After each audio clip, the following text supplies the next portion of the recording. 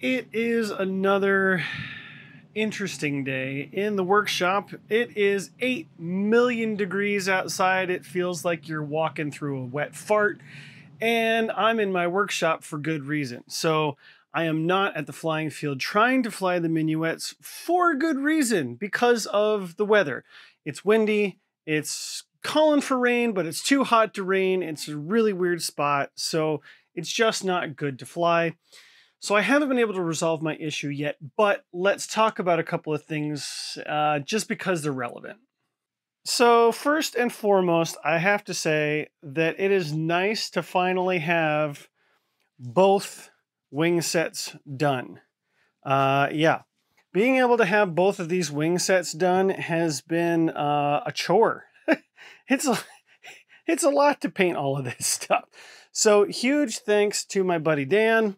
Dan is Dan Sponholtz. Some of his logo stuff here. Huge shout out to him. Big VIP, because all of this would have taken significantly longer if I didn't have his masks. And you can see a big pile of it here. So he cut these masks for me, and I'll put a link in the description of where you can find the DXF files to do it yourself. Dan's a big help. He's a graphic designer, and so he was able to do this stuff for me. He's got a vinyl cutter, which I don't have, and he cut all this stuff for me so that I could do this. Having friends in the hobby, it's how you get stuff done. It's a really good time, and not to mention my buddy Tom from my club, who was able to machine these aluminum wheels. Big shout out to Tom to get that stuff done. So we're ready for final assembly on this wing. We've got push rods to do, got to button up the servo bays, get horns and the screws in place, and then we have to take care of the dummy pull pulls. And then it's all of the stringers. In addition to that, we've got the turnover hoops. So these things, I haven't really talked about these yet, but these are like wingtip guards, I guess. They go on the bottom, and they like if you get a wing wobble, it helps prevent the wing tip from digging into the ground. So those have to go on too, and get some screws. But other than that, the model is basically done. Now, in addition to having all of that build done, I've also been working on the programming side. First and foremost, I had to create a profile for the glow version, and that's based off of the electric version, but there's an additional channel because remember there's a glow driver. So I had to program that. Let me just say, I am not the foremost expert on Spectrum programming. I can stumble my way through and get through some of the bare basics, but it's just coming from an OpenTX, EdgeTX, FreeSky platform. All I wanted is to switch to do one thing on a specific channel. It's like 3 variables, and it's like pulling teeth to make it make sense to me. So I finally got it done, verified that it works. So that is programmed and ready to go. Now, the big elephant in the room that everybody is asking, have you figured out what's wrong yet? No, I haven't. But I have a good inkling what it is. So I've been told by multiple people that the setup videos from Spectrum aren't the greatest. They work, but they're not the greatest. And there are a couple of small things that can make a difference. And one of the first things that I did, that I was instructed to do, was to not put the AS3X, the stabilization, on a 3-position switch. Just put it on a 2-position switch so that it's either on or off. That's it. So I did that, and the on position switch is on a dial, and the dial is all the way down. I thought I had it taken off in the off position, and then I was dialing it in. I don't know if I was or I wasn't. And again, trying to verify some of this stuff, making sure that all of the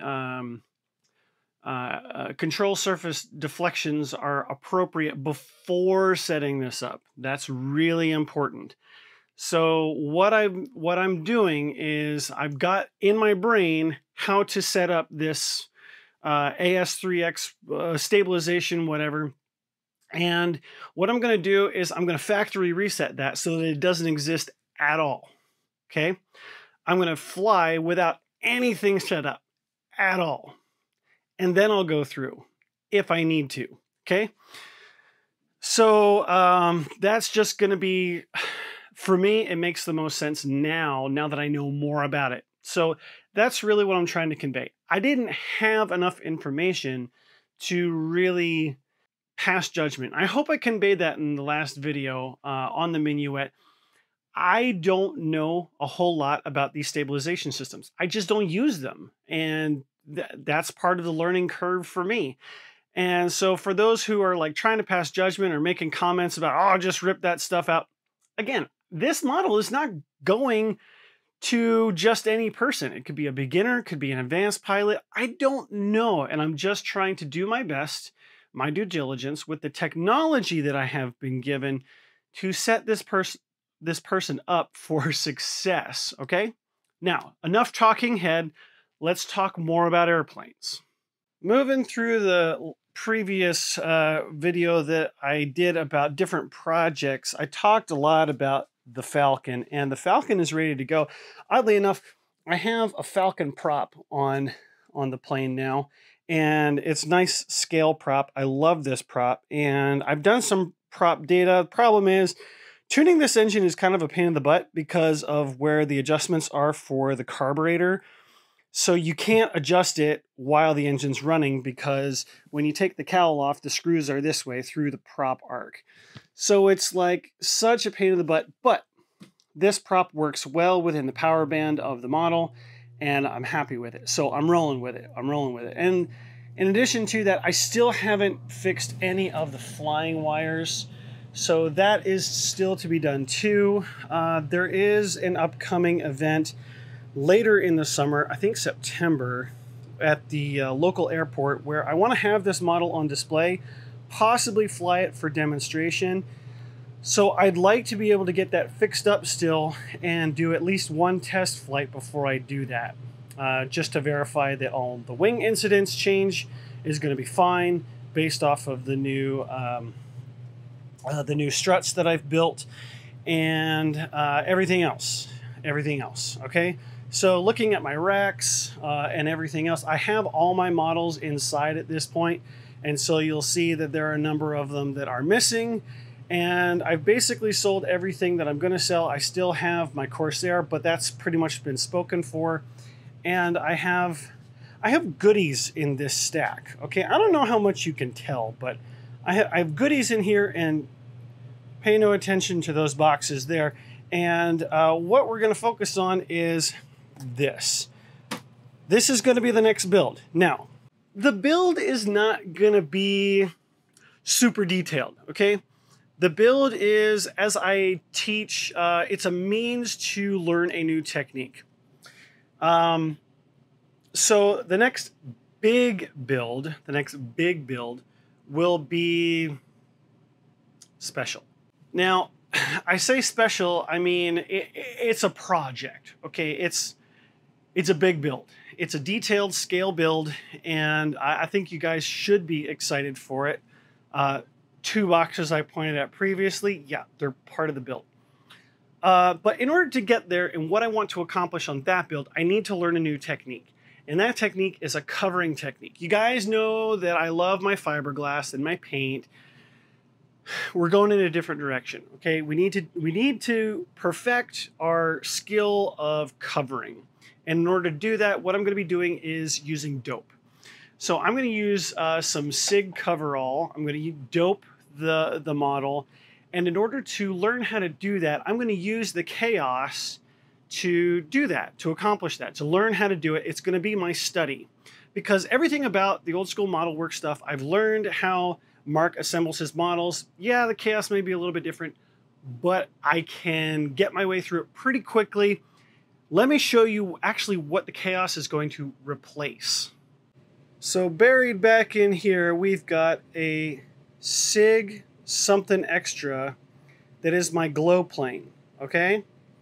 Now the glow plane, I also have a glow engine in there, but somewhere in here, yeah, I've got a glow engine that I can put on the front of the chaos. And that can fill my glow heart desires. if you've never flown a globe plane, there's something special about it. The smell, the sound, the risk of having your fingers chopped off and instantly mixed to a million pieces. It's all there. It's a little bit of a rush, less especially for the electric guys, because you know you can safely stand away from the model and then come back to it, knowing that it's armed or disarmed.